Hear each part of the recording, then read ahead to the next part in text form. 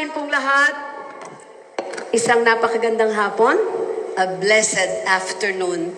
Pero isang mainit na pagbati po sa ating pong Pangulo, His Excellency Ferdinand Marcos Jr. Sa ating pong mga kasama sa pambansang pamahalaan, sa ating pong Acting Executive Secretary, Ralph Recto, sa ating po mga ginagalang na mga lokal na opisyal at sa bawat Batanggenyo na naririto po ngayong hapon. Malaki po ang akin pong pasasalamat sa patuloy na suporta ng pambansang pamahalaan sa atin pong lalawigan. Ngayon ay isang magandang pagkakataon na mararamdaman po natin ang kolaborasyon, partnership,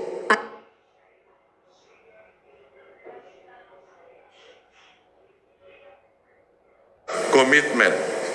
Ito'y ginagawa sa buong bansa. Lahat ng lalawigan at lungsod, bayan at barangay. Hindi color-coded na politika. Kaya nga buong bayan makikinabang. Sa taong ito, halos 1.4 trillion pesos ang alokasyon sa LGUs. Nakakapaloob dito ang Local Government Support Fund na 57.6 billion pesos. Pinakamalaki sa kasaysayan ng ating bansa. Para walang kupit at walang puslit, may formulang sinusunod sa hatian. May menu ng mga proyektong papayagan. Pamahalaan lokal ang magdedetermina kung anong mga proyekto ito ilalaan. Ika nga ng classmate ko sa kabinete na si Sani Angara.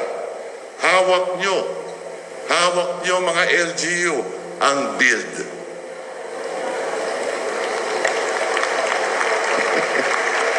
Kalakip rin sa LGSF ang 22.5 billion pisong libreng bigas para sa mga mahihirap. Hindi lang diretso sa bayan, diretso pa sa sikmura. Tulong na literal na matitikman.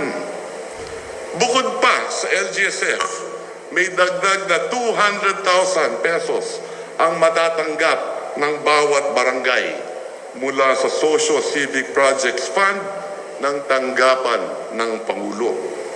Lahat ng 42,000 barangays sa bansa ay mabibigyan nito.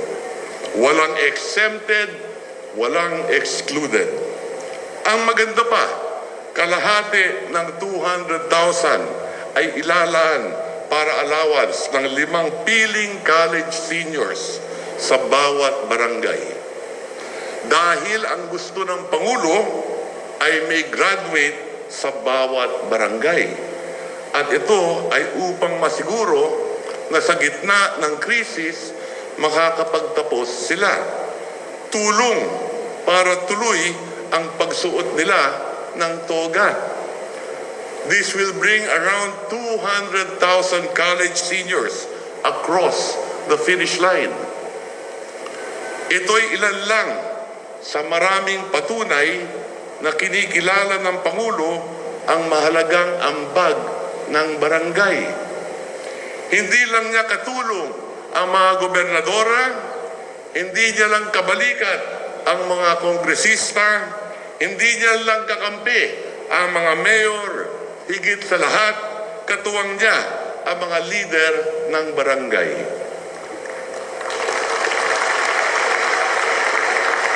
Ang kagandahan po nito ay nang naisip ng Pangulo na taasan ang pondo para sa mga lokal na pamahalaan. Hindi namin inakala na mag-uupakan ang Amerika at Iran. Kaya nung sumiklab ang kanilang hidwaan, nakaumang na ang LGSF bilang dagdag bala sa ating arsenal of responses. LGSF became part of our rapid response. Pero gusto ko lang pong linawin, all of this that we are distributing today is not a blank check. It is a trust fund in the truest political sense, public money entrusted to public officials for public purposes. So clear rules are in place, transparency is required, accountability is expected. At baliwala ang lahat ng ito kung ang maalala ng tao ay kakulangan, pagkaantala o pangakong hindi natupad. Kaya kung ang LGSF ay isang pakete, meron itong pabalat na ito ang nakasulat, do not delay. So to our governor, our mayors, our barangay officials, and our local partners here in Batangas, and across the country, maraming salamat sa suporta nyo sa pambansang pamahalaan.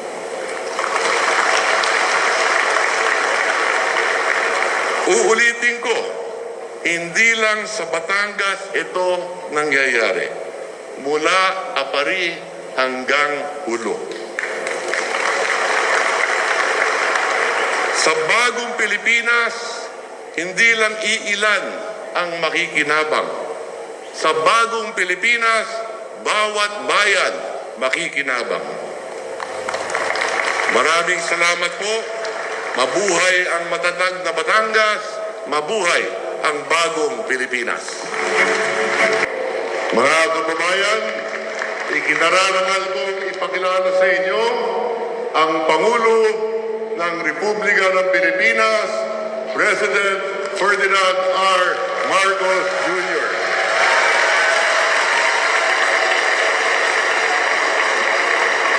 Maraming salamat sa ating Executive Secretary, anak ng Batangas, ang Executive Secretary, Secretary Ralph Recto.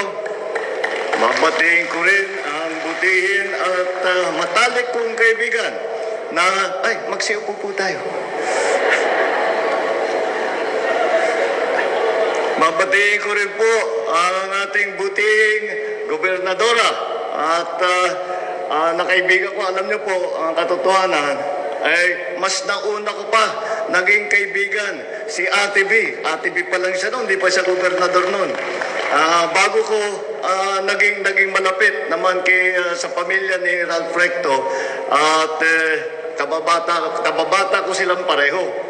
Ngunit hindi ko akalain na bibisita ko dito sa Batangas bilang isang Pangulo na magbabati sila sa isa't isa, may kilig pa ng konti. Sa ibang probinsya, walang ganyan eh. Dito lang yan sa Batangas. Ang dating congressman and present mayor, magandang hapon ang ating mga kongresista na nandito, lahat ng LGU executives, mga mayor, at ang ating mga barangay officials, mga ABC president, barangay chairman na nandito lahat, at ang isa pang grupo ng beneficiary, ang ating mga scholar na ating binibigyan ng kaunting tulong. Ako po ay nagagalat na makarating dito sa inyo, sa Batangas, hindi lamang dahil matagal-tagal na rin ang hindi ko nakakapagbisita at lagi ko tinitingnan kung kailan ako makakabalik at ay natutuwa na nabigyan naman ako ng pagkakataon na makabalik ngayon sa inyo rito. Lalong-lalo na dahil ating ilalabas at sinisimulan itong ating mga bagong programa. Ito nga yung ating narinig, itong unang-una, yung sa LGSF, na ang ginawa po namin ay magbibigay kami ng pondo sa mga LGU, sa mga probinsya, sa mga city government. At kuminsan, pag pinag-uusapan ng LGU, pag narinig mo na LGU, iniisip lang natin bayan, sa lungsod, at saka probinsya. Hindi po natin dapat makalimutan ang barangay.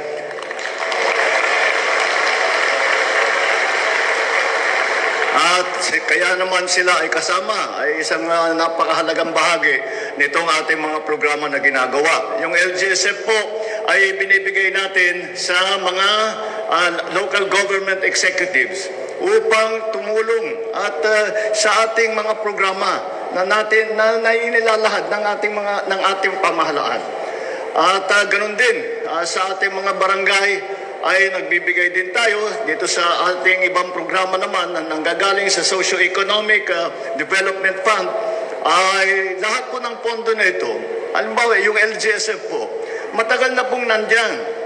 Yung Socio-Economic Development Fund, Projects Fund, nandyan na rin, matagal na rin yan.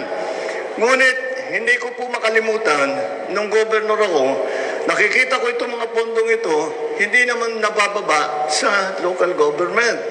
At nagagamit kung saan-saan. At siyempre, alam natin, alam mo, na 3 terms din po ako na governor sa Ilocos Norte. So, 9 na taon ako nandun. At marami talaga akong natutunan. Kaya mula nung naging governor ako, bago po ako naging presidente, naging vice governor po ako. Naging governor ako. Tapos naging congressman ako, naging governor ulit. Lagi kong sinisipa sa trabaho ko, kaya pabago-bago. Bago naging congressman ulit, tapos naging senador. Kaya mula nung nag-governor po ako, sinasabi ko na, bakit hindi nyo ginagamit ang ating mga local government? At ang nararamdaman ko dati, bilang gobernador, ay inuutusan lang kami ng national government, itong gawin ninyo, itong gawin ninyo. Hindi naman bagay, sabi ko, madalas ko nga sabihin, nung una ako naging senador, sinasabi ko sa mga kasama ko, si Senator Ralph noon, alam niya to, ay sinasabi ko sa kanila, alam niyo yung mga ginagawa ninyong mga panukala, ay maganda yan kung tignan mo sa papel.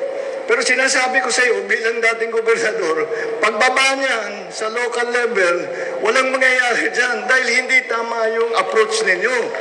Kaya kailangan baguhin ninyo ang iyong pag-iisip.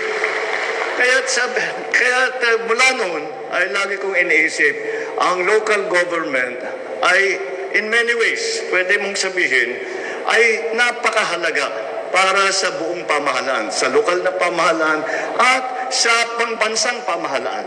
Dahil, lagi ko pong sinasabi, kahit napakaganda ng mga programa, ng mga proyekto ng national government, kung hindi po sisipagan, kung hindi po gagawin ng magandang trabaho ng ating mga local government, ang taong bayan wala naman pong mararamdaman. Pag hindi maayos ang patakbo ng mga mayor, pag di maayos ang takbo ng ating mga board member, pag hindi maayos ang ating mga barangay chairman at saka barangay official, hindi po aabot kahit na ano pa ang binibigay ng national government. At ang katotohanan, hindi kaya ng national government gawin lahat yan kung hindi tulungan ng local government. Kaya po, ito po ang naging resulta po niyan. Ang naging bunga po niya ng pag-iisip na yan, itong mga programang kagaya nito na LGSF na nagbibigay tayo sa local government executives nang sa ganon ay magawa nila lahat ng mga kanilang pangangailangan. At naisip din namin, dapat yung mga barangay dahil kailangan natin tulungan. Dahil alam naman natin, ilang beses natin naririnig sa pagka umabot, yung mga barangay chairman, kailangan namin na yung barangay at saka SK. Lagi natin naririnig. Pag dumating sa kanila, meron silang proyekto, meron silang gustong gawin. Sasabihin, wala na tayong pondo na nagamit na yung 10%, napunta na kung saan. Sabi ko, hindi naman siguro tama yun. It's time already na may hawak na pondo rin ang ating mga barangay chairman. Dahil kung ano man ang kayamanan ng national government, ay hindi dapat maiwan sa taas. Dapat maibaba lahat yan. Yan ang pinakamahalagang trabaho ng lahat ng public servant.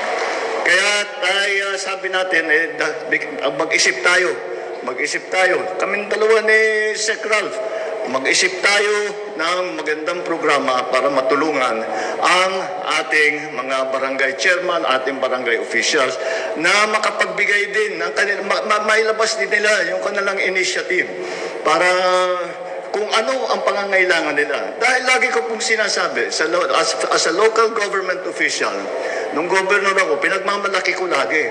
Walang mas nakakaalam dito sa probinsya ko kaysa sa ako. Akong governor dito. Kung may mas marunong dito, siyang dapat maging governor. Dapat yung governor, ikaw ang pinakamarunong doon sa lugar mo. Kaya naniniwala din ako, lahat ng mayor, kayong pinakamarunong doon sa bayan ninyo. Yung mga barangay chairman, yung mga barangay official, kayong nakakaalam kung ano ba talaga ang kondisyon doon sa lugar ninyo. At lagi ko pong sinasabi noon pa, sinasabi ko, makinig kayo, yung mga national official, makinig kayo sa local government. Dahil magbibigay nga naman sila ng problema nila. Pero madalas, sila rin ang magbibigay sa iyo ng solusyon doon sa problema nila. Dahil hindi namin alam ang kondisyon doon sa inyo. Kayo magsasabi ang pwedeng gawin, ganito, ganyan, ganyan. Pinakamaayos na solusyon dyan ay ganito, ganyan. Kaya nabuhay po itong mga programang ito upang mabigyan ng pagkakataon ang ating mga local government official na tugunan ang talagang mga problema na hinaharap ng kanilang mga constituent, ang mga nandun na inaalagaan nila sa kanilang mga bayan, sa kanilang mga barangay, sa kanilang mga lungsod, sa kanilang mga probinsya. Yan po ay yan po ang pinanggalingan po nitong lahat ng pag-iisip na ito. At idadagdag ko na rin, hindi po kasama dito sa programang ito, ngunit yung kahit na yung pagpatayo po natin, dahil kulang na kulang tayo sa silid-aralan, kaya't gumagawa kami ng malawakang proyekto para magtayo ng silid-aralan. Ngunit tinanong ko, kung pinakamabilis natin na pagtayo ng silid-aralan, ilan ang magagawa natin? Eh, ang kulang natin, ganito karami. Ano magagawa natin sa bawat taon? Ganito lang eh. Kakaunti naman. Bakit ganyan? Eh, hindi tayo matatapos niyan. Naisip ko rin. Sabi ko, kayang-kaya ng mga local government yan. Kaya pati sa pagpatayo ng silid-aralan, kasama na ngayon ang local government.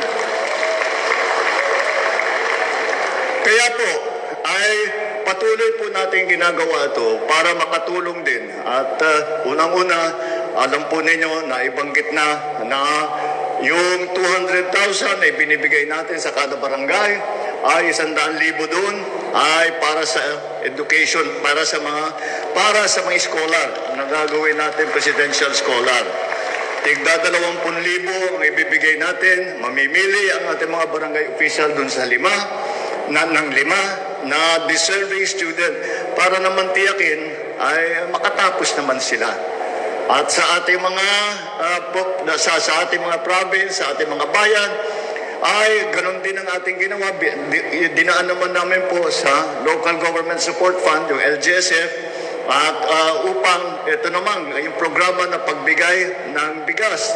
Dahil ito ay napakasimpleng bagay, ngunit napakalaki po ang epekto po nito.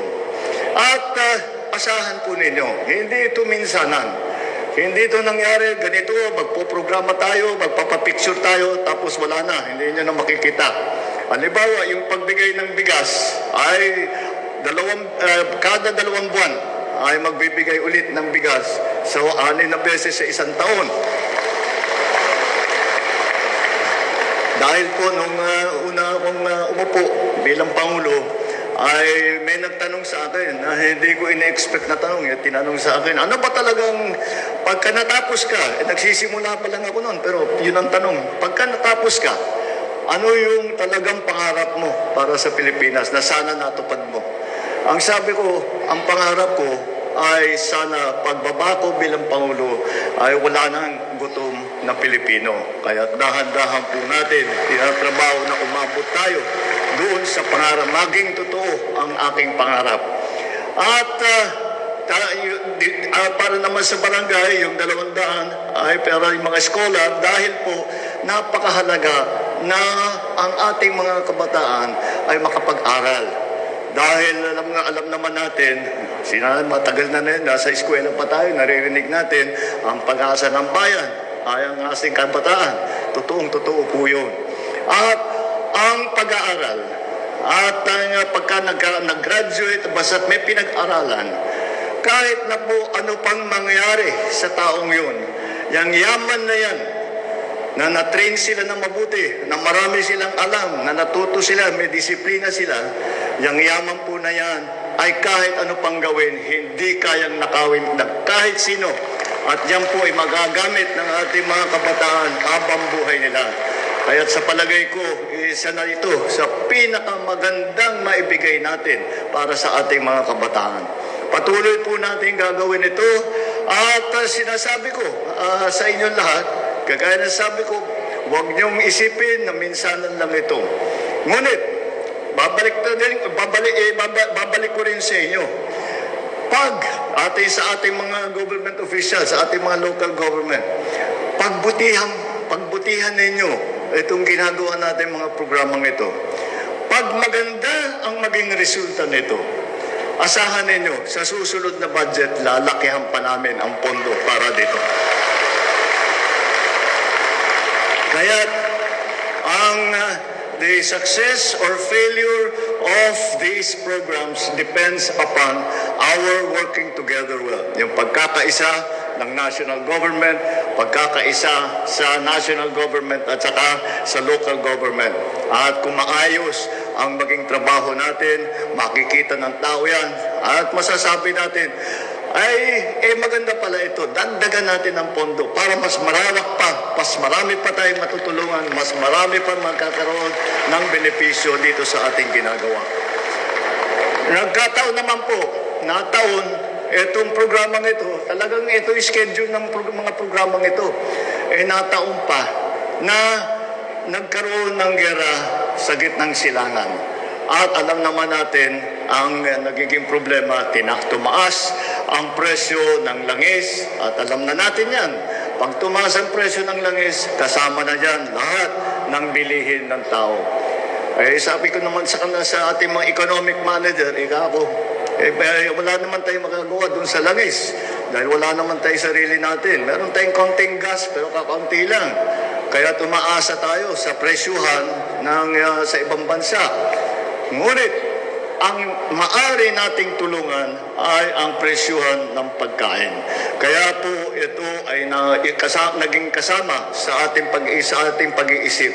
At sa palagay ko naman, itong mga programang ito ay patuloy na gagawin at tamang-tama ay dahil may krisis ng langis ay tamang-tama yung mga nangangailangan ay matutulungan.